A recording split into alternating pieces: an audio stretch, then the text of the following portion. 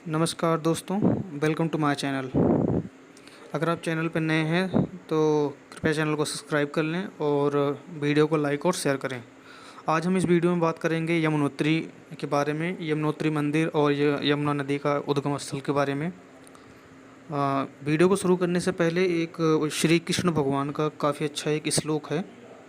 ये आप अपने अपने ऊपर हर कोई लागू करे तो हो सकता है किसी की लाइफ में फेलियर ना आए कभी भी।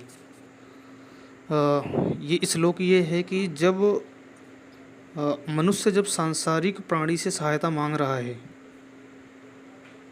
तो भगवान श्री कृष्ण कहते हैं मैं उसकी सहायता कैसे करूं।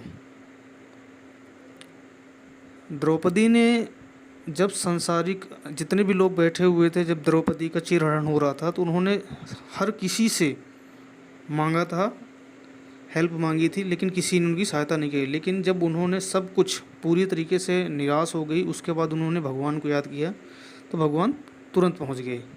यह कथन था भगवान श्री कृष्ण का कि अगर आप सांसारिक चीज़ों से कोई भी चीज़ अगर आप मांगते हो तो भगवान आपको बचाने नहीं आएगा, फिर संसार के ही लोग ही बचाएंगे आपको अगर बचाना है तो। नहीं, अगर अगर आपको ऐसा लगता है कि कोई भी नहीं है तब अगर आप भगवान को याद करते हो तब भगवान आपको ज़रूर बचाएगा। और आपको इस चीज़ पे भरोसा रखना पड़ेगा, विश्वास रखना पड़ेगा कि भगवान ज़रूर करेगा। तो हो सकता है समय जब लगे, क्योंकि समय लगता है हर चीज़ में, तो भगवान के आने में भी समय लगेगा, लेकिन आपको भरोसा कायम रखना है हमेशा और वो आएगा ज़रूर। चलिए वीडियो को शुरू करते हैं। आज हम डिस्कस करने वाले हैं यमुनोत्री के बारे में पूरी तरीके से। पूरा वीडियो में कैसे कैसे आप जा सकते हैं, कैसे आप दर्शन कर सकते हैं, पूरा का पूरा इस वीडियो में आप देख लें, उसके बाद आप जाएं और उसके बाद आपको कभी कोई प्रॉब्लम आएगी ही नहीं। पहली बात तो ये है ये एक सबसे बड़ी बात है, अगर आप उत्तराखंड के 4 धामों में से उत्तराखंड के अगर 4 धाम की यात्रा करना अगर चाहते हैं तो उनमें सबसे पहला स्थान यमुनोत्री से ही शुरुआत होती है। यह ऐसा नहीं है कि ये अभी से ऐसा हुआ है या ऐसा है, ये महाभारत काल से या हमारे पुराणों में भी लिखा हुआ है कि क्योंकि ऐसा भी है हमारे जो महाभारत में है कि जब पांडव लोग जब महाभारत का युद्ध ख़त्म हो गया था तो जब वो आए थे उत्तराखंड के अंदर, तो उन्होंने सबसे पहले यमुनोत्री में जाकर यमुनोत्री में जाकर पहले दर्शन किए थे। उसके बाद वो फिर गंगोत्री गए, फिर केदार गए, फिर गए थे बद्रीनाथ दर्शन करने के लिए। तो वहीं से ये चीज़ अभी तक चलती आ रही। तो आपको अगर उत्तराखंड के जो 4 धाम है अगर उनकी यात्रा करनी है तो आप यमुनोत्री, गंगोत्री, फिर केदारनाथ, फिर बद्रीनाथ जा सकते हैं। हाँ, तो ये उत्तराखंड के उत्तरकाशी ज़िले में स्थित है। सबसे बड़ी बात तो ये यहाँ पर जैसे कि अगर गंगोत्री माँ के जैसे गंगा माँ की एक मंदिर बना हुआ जिसे गंगोत्री कहते हैं, वैसे यमुना के पास जैसे ये फ़ोटो आप देख सकते हो वीडियो में जो आ रही है, और यमुनोत्री भी ऐसा ही है सेम कि ये देखो ये फ़ोटो में आप आसानी से देख सकते हैं कि कितना दुर्गम रास्ता होगा इस मंदिर तक पहुंचने का। ये कई सारे पहाड़ों को काटते हुए मतलब बीच में जाकर बिल्कुल जहाँ पे यमुना नदी का उद्गम स्थल है वहाँ से तकरीबन 1 किलोमीटर दूर पड़ता है। कई किलोमीटर आपको पहाड़ पे चढ़ना पड़ेगा और बीच में एक तलहटी में जाकर, ये देखो पहाड़ के बिल्कुल बीच में, अभी एक फ़ोटो और आपको दिखाई देगी, काफ़ी मतलब ऐसी तलहटी होगी जहाँ पर मतलब कोई पहुँच नहीं पाता आसानी से, बहुत दुर्गम ही रास्ता है, तो आप वहाँ पर जा सकते हैं। ये मंदिर और जहाँ से यमुना नदी का उद्गम स्थल है ये तो तकरीबन 10,000 फीट की ऊंचाई पर। तो आप ये लगा सकते हैं कि कितना ऊंचा होगा और कितने किलोमीटर आपको ऊपर चढ़ना पड़ेगा। और यमुनोत्री की महिमा पुराणों में कई जगह मिलती है। ये कहा जाता है कि यमुना नदी का उद्गम स्थल जहाँ पे है, अगर वहाँ पर जैसे वहाँ पर ऐसा है कि 2 धाराएं निकलती हैं, एक होता है ठंडा पानी का और एक होता है गर्म। एक होता है ग्लेशियर से निकल रहा होता है, एक ज़मीन के अंदर से निकल रहा होता है। तो दोनों पानी एक गर्म होता है, ठंडा होता है।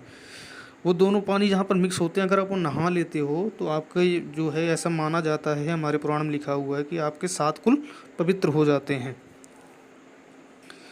अब आपने यमुनोत्री माँ की फ़ोटो देखी होगी, नीले माँ का जो शरीर है नीले रंग का है हल्का सा। तो माँ गंगा जो है, माँ यमुना जो है, ये माँ यमुना का जो अर्थ होता है सूर्यपुत्री भी इन्हें कहा जा सकता है। और माँ के शरीर की बात इसलिए कर रहा हूँ कि जो शरीर का आपने रंग देखा होगा हल्का सा जो है ब्लू कलर का, इसका कारण ये है कि देखो अ, ऐसा माना जाता है कि शनिदेव जिनका शरीर भी नीला है, और यमराज शनिदेव, माँ यमुना जो है ये शनिदेव और यमराज की बहन है। ये ऐसा माना जाता है, हमारे जो पुराणों में लिखा हुआ है। ठीक है, आगे चलते हैं। यमुना यमुना नदी को कालिंदी नदी भी के नाम से भी जाना जाता है, क्योंकि यह जो जो पहाड़ है जहाँ से यमुना नदी निकलती है उसे कालिंदी पर्वत भी कहा जाता है। यमुनोत्री ग्लेशियर तो है ही, हालांकि ये तो कहा ही जाता है। ठीक है, बढ़ते हैं आगे जो है। और जहाँ से यमुना नदी का उद्गम स्थल है वहीं से वहाँ पर एक सप्तऋषि है, सप्तऋषि कुंड है, आप लोग तो जानते होंगे, और सप्त सरोवर, वहाँ की भी अभी कहानी है, मैं उसके बारे में भी आपको बताऊंगा। काफ़ी अच्छी कहानी है सप्तऋषि या सप्तकुंड के बारे में। एक बात और भी है, पुराणों में यह उल्लेख मिलता है यहाँ के बारे में कि भगवान श्री कृष्ण की जो 8 मेन पटरानियाँ थी उनमें से एक प्रियवर पटरानी कालिंदी यमुना भी थी। यह भी पुराणों में ही उल्लेख मिलता है और ये हर जगह लिखा हुआ है। और जैसे मैं बता रहा हूँ कि यमुना, माता यमुना की जो भाई हैं वो शनिदेव हैं। तो मंदिर, जैसे आप यमुनोत्री जाते हैं तो यमुनोत्री से तकरीबन 20 किलोमीटर दूर एक जगह पड़ती है जिसे कहते हैं खरसाली। खरसाली में एक बहुत ही प्राचीन पुराना शनिदेव का मंदिर है। वहाँ पर आप जाकर दर्शन करेंगे, मतलब यहाँ पर आप यमुनोत्री में नहाते हैं और यहाँ नहाने के बाद अगर आप जाके उस मंदिर में, शनिदेव के मंदिर में दर्शन करते हैं तो ऐसे माना जाता है कि आपके जितने भी पाप होते हैं उससे आप मुक्त हो जाते हैं। और आप ये देख सकते हैं कि जहाँ से यमुना निकलती है और जहाँ से गंगा निकलती है, फिर ये प्रयागराज में जाकर मिलते हैं, तो वहाँ पर जो है इन दोनों नदियों का संगम होता है। दरअसल ये है कि एक नदी और है जिसे सरस्वती आप लोग देखें, ये है जो मेन स्थान है जहाँ से ये यमुना यमुना एक देखो, एक जो सफ़ेद वाला आप देख रहे होंगे ये है हनुमान, ये है ग्लेशियर जो गंगोत्री ग्लेशियर जिसे यमुनोत्री ग्लेशियर, और जो दूसरा पहाड़ है दोनों बगल में ही है, यहीं से पानी निकल रहा है। एक साइड पहाड़, एक जो सफ़ेद देख रहे हैं यहाँ से ठंडा पानी आता है, जो बगल में दूसरा पहाड़ है इसे हनुमान पुंछ कहते हैं, हाँ, या हनुमान पुंछ पंथर कह दो। तो ये वाला पहाड़ जो है यहाँ से गर्म पानी निकलता है, ये दोनों पानी ही मिक्स होकर साथ में चलते हैं। तो ये एक बहुत ही दुर्लभ तस्वीर है जो मेरे को काफ़ी ढूंढने से बाद मिली ये फ़ोटो, क्योंकि ये यमुनोत्री के वहाँ पर, क्योंकि अगर आप गंगोत्री गौमुख जाना चाहते हैं तो आप फिर भी ठीक है पहुँच जाते हैं, बट यहाँ पर पहुँचना उससे भी ज़्यादा, यमुनोत्री मतलब जहाँ पर यमुना नदी का उद्गम स्थल है वहाँ पर पहुँचना और भी कठिन है। तो ऐसा माना जाता है कि बहुत सारे लोग जाने की कोशिश करते हैं लेकिन पहुंच नहीं पाते, क्योंकि इतना ऊपर है और ऊपर के अलावा इतने सारे ऊबड़ खाबड़ रास्ते, फिर चारों तरफ पहाड़ हैं, सर्दियां भी पड़ती हैं, फिर चारों तरफ जंगल भी हैं, तो वहाँ पर पहुंचना इतना आसान होता नहीं है। ज़्यादातर लोग जो है नहीं जा पाते हैं, तो कुछ लोग जो पहुँचते हैं वही लोग ये सारी कर सकते हैं। तो आप भी अगर आप जाएँ तो अपने माइंड को एक स्थिर रखें कि हमें पहुँचना है, तभी आप पहुँच सकते हैं। जहाँ पर ये यमुना नदी का उद्गम स्थल है पास में ही सूर्यकुंड, दिव्यशिला, विष्णुकुंड भी स्थित है। सूर्यकुंड, दिव्यशिला, विष्णुकुंड भी स्थित है। ये सारे घूमने की स्पॉट हैं, आप आराम से जाइए और वहाँ पे आप घूमने की जगह हैं। और ये सारी जो सूर्यकुंड होगी, विष्णुकुंड होगी, इन सब की एक हमारे पुराणों में मान्यता है कि आप यहाँ जाना क्यों चाहिए। आप किसी भी जाते हो वहाँ पर एक शिला पत्थर है, जैसे आप यहाँ भी जाते हैं तो यहाँ भी एक काफ़ी बड़ी एक शिला रखी हुई है। उस शिला का ही बहुत बड़ा महत्व है कि कोई एक ऐसे ऋषि थे जो वहाँ पर बैठकर तपस्या करते थे, आज वो मूर्ति में ध्यान हो गए हैं या उस पत्थर में ध्यान हो गए हैं। ऐसी ऐसी बहुत सारी मान्यताएँ देखने को मिलती हैं। आगे बढ़ते हैं। 19वीं शताब्दी में ये जो आप मंदिर देख रहे हैं ये मंदिर बनवाया गया था, और जो पुराना मंदिर था वो मंदिर जो है भूकंप के कारण विध्वंस हो चुका था। आगे बढ़ते हैं। ग्लेशियर 2 धाराओं से निकलती है, मैंने आपको बता ही दिया पहले ही। तो दोस्तों एक है कि जहाँ से ये यमुना नदी का उद्गम स्थल है उसके पास में अगर आप जैसे कि चढ़ाई शुरू करते हैं पहाड़ से, पहाड़ पे जैसे चढ़ना शुरू करते हैं, रास्ते में जैसे जगह आती है, एक हनुमान चट्टी करके है, नारद चट्टी करके है, फूल चट्टी करके है, ये सारी जगह का नाम है कि काफ़ी आप पहाड़ पे अगर चढ़ रहे हो तो रास्ते में एक स्थान स्थल है जहाँ पर आप आसानी से, ये है कि आप देख सकते हैं, रह सकते हैं, रुक सकते हैं वहाँ पर। और ये देखिए मंदिर।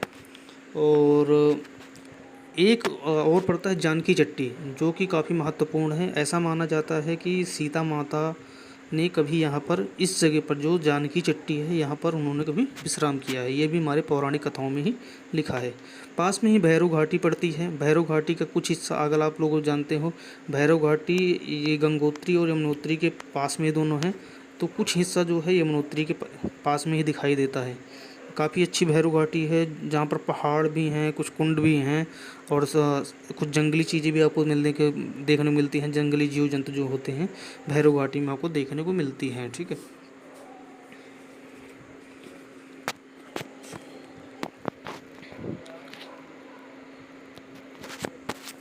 और तप्त कुंड का लगा लो, यहाँ पर एक ऐसा जो सूर्य कुंड कहते हैं या तप्त कुंड भी उसी नाम से जाना जाता है। तप्त कुंड जहाँ पर पानी बिल्कुल मतलब इतना नॉर्मल होता है, गर्म होता है। वहाँ पर ऐसा है कि आप अपना जो है कि जैसे कहते हैं अगर गया करने कोई गया हुआ है तो आप जैसे चार धाम की यात्रा पे भी जाते हो तो वहाँ पर आपको एक पोटली में अगर चावल है तो आप उस चावल को जो है तप्त कुंड इसीलिए यहाँ पे कहा जाए, मतलब कि चावल को अगर आप एक सूती कपड़े में बांध कर पानी में डाल दोगे तो 2-4 मिनट में पक जाता है। और पकने के बाद वही जो चावल होता है उसको जो है आपको मंदिर में प्रसाद के रूप में चढ़ाया जाता है और वो प्रसाद जो है आपको लेकर जाते हैं अपने घर के लिए। तो ये भी एक काफ़ी अच्छा वो फैक्ट है जो कि यमुनोत्री में मिलता है आपको, मतलब एक तप्त कुंड है जो आपको कुछ नई चीज़ें, वहाँ हमेशा भाव भी निकलता रहता है। आप लोग कई बार अगर न्यूज़ में देखना चाहो देख सकते हो।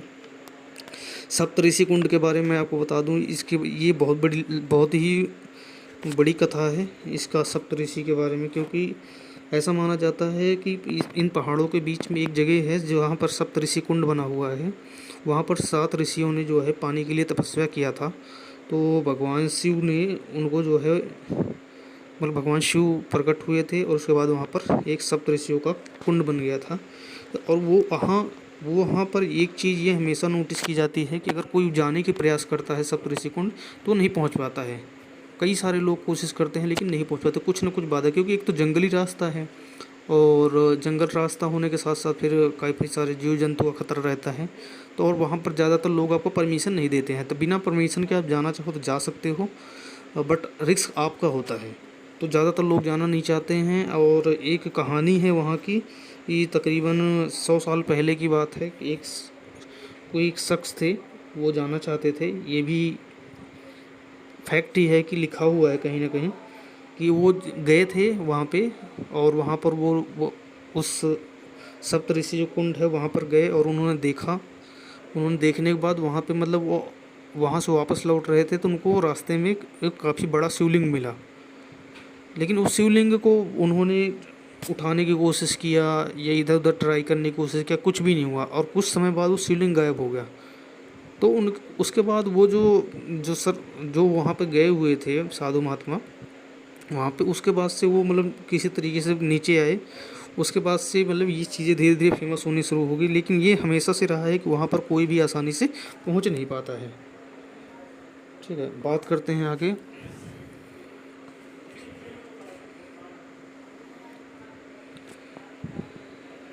चार धामों में से सबसे पहले शुरुआत यहीं से होती है।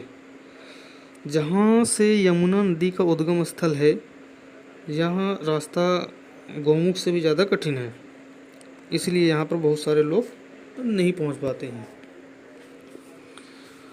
बात करते हैं गंगोत्री जो मंदिर है, आप देखा होगा। ये देखो, जैसे कि आप इस फोटो में देख सकते हैं, वीडियो में देख सकते हैं कि किस टाइप से मतलब ये यमुना नदी बह रही है यहाँ से।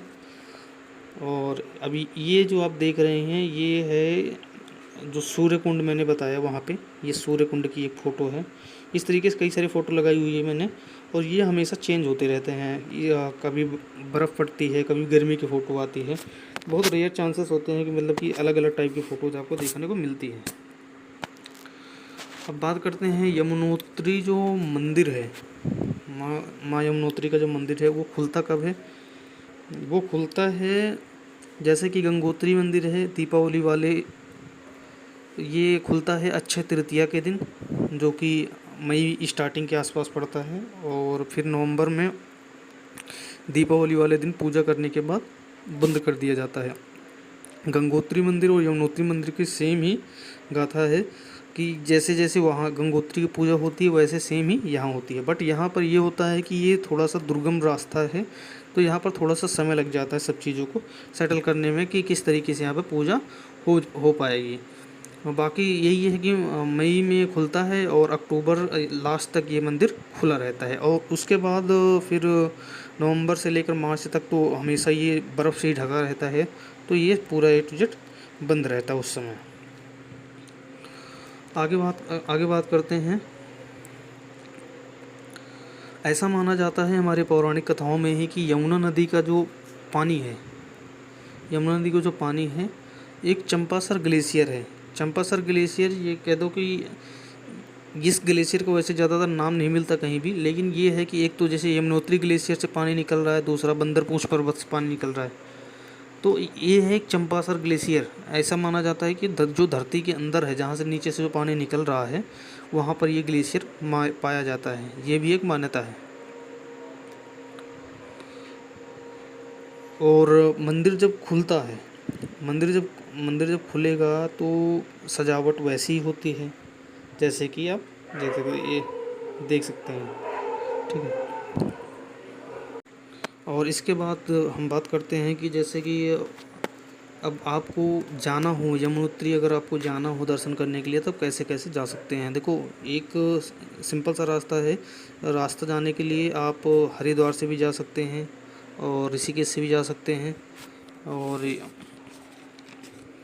मैं आपको बता देता हूँ कहाँ से कितने किलोमीटर पड़ता है। ऋषिकेश से अगर आप यमुनोत्री जाते हैं तो तकरीबन ये 210 किलोमीटर का रास्ता होता है, और यहाँ से आपको डायरेक्ट बस मिल जाती है। बस ले जाके आपको यमुनोत्री छोड़ देती है उत्तरकाशी डिस्ट्रिक्ट के पास, वहाँ से आपको नॉर्मली जाना पड़ेगा।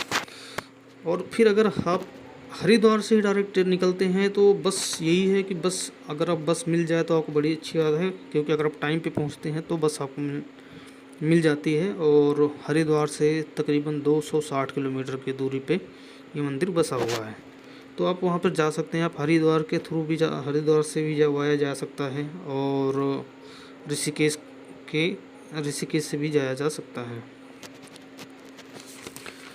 इसके अलावा और ये यमुनोत्री ग्लेशियर है ही, और पास में ही जो है बंदरपुंछ पर्वत है। जहाँ पर यमुनोत्री ग्लेशियर है उसके बगल में ही बंदरपुंछ पर्वत पड़ता है। अभी भी वीडियो में भी देखो आप, ये दिख जाएगा आपको, ईजिली आपके सामने ही है कि ये जो पर्वत दिख रहा है यही है बंदरपुंछ। अभी आपको एक नक्शे के थ्रू भी दिखाया जाएगा जिसमें आ रहा होगा कुछ बंदरपुंछ पर्वत ऐसे नॉर्मली आएगा। ये उस समय की वीडियो है जब वो मतलब काफ़ी हमेशा बर्फ़ से ढका रहता है, उस समय का ये वीडियो है। यमुना के बारे में देखो, एक चीज़ ये भी है, आपको पता है, आपने नक्शे में देख ही लिया, गंगोत्री जो है गौमुख से निकलती है, और यमुनोत्री जो है यमुनोत्री ग्लेशियर से निकलती है। उसके बाद ये दोनों वहाँ से चलते उत्तराखंड से निकल के फिर वहाँ से आगे बढ़ती हैं दोनों नदियाँ। दोनों नदियों का रास्ता अलग अलग रहता है। ये आप इस वीडियो में आप देखो ध्यान से कि मैं क्या कह रहा था, इसमें क्लियर मेंशन किया गया है कि, और ये इतनी सारी, ये 3 वो हैं जो बंदरपुंछ के, मतलब इसके जो टीले होते हैं काफ़ी ऊंचे ऊंचे, इसलिए इसका नाम बंदरपुंछ पड़ा है। ठीक है, अब बढ़ते हैं। ये दोनों नदियाँ जैसे निकलती हैं और एक साइड से ही बहना शुरू करती हैं, मतलब कहीं भी इधर उधर नहीं है कि ज़्यादा टेढ़ा मेढ़ा है, क्योंकि पहाड़ तो एक ही है लगभग, और वहाँ से दोनों निकलती हैं। निकलने के बाद साथ ही जैसे निकलती हैं उसके साथ ही बिल्कुल सीधा ही चलती रहती रहती हैं, और चलते चलते ये जाकर दोनों नदियों का जो संगम होता है ये इलाहाबाद में हो जाता है। तो ये आप जैसे कि इस वीडियो में मैंने लगाया हुआ है कि शनिदेव की बहन है माँ गंगा, तो मैंने लगा दिया। और आज ये जो वीडियो देख रहे हैं तो आज शनिदेव का दिन भी है, तो गंगा माँ की जय बोल सकते हैं हम, और जय शनिदेव बोल सकते हैं। और श्री शनिदेव की अगर आप पूजा करते हैं तो इनका एक काफ़ी अच्छा मंत्र है, जैसे ओम श्री श्यामदेव, ओम श्री श्री सन शनैश्चराय नमः, ओम श्री सन शनैश्चराय नमः, ओम श्री सन शनैश्चराय नमः। तो ये काफ़ी अच्छा मंत्र है, अगर आप जप करते हैं तो इससे आप काफ़ी सारी चीज़ें, काफ़ी दुख कट जाते हैं। और आप शनिदेव की पूजा करते हैं तो आपको पता है पीपल के पेड़ में आप जल चढ़ा सकते हैं, और साथ में कुछ लोहा या काला चीज़ जो भी होता है, कपड़ा है, लोहा है, काला तिल है, काला उड़द है, जो भी होता है ये सारी चीज़ें आप आराम से चढ़ा सकते हैं। तो ये होता है शनिदेव, इसलिए मैंने कुछ छोटी सी वीडियो क्लिप उठा के डाल दिया, क्योंकि माँ यमुना और शनिदेव के जो संबंध हैं ये भाई बहन के हैं, इसलिए मैंने ये वीडियो डाला। और आज ये वीडियो मैं आज शनिवार को बना रहा था तो इसलिए भी डाला है। जय हिंद,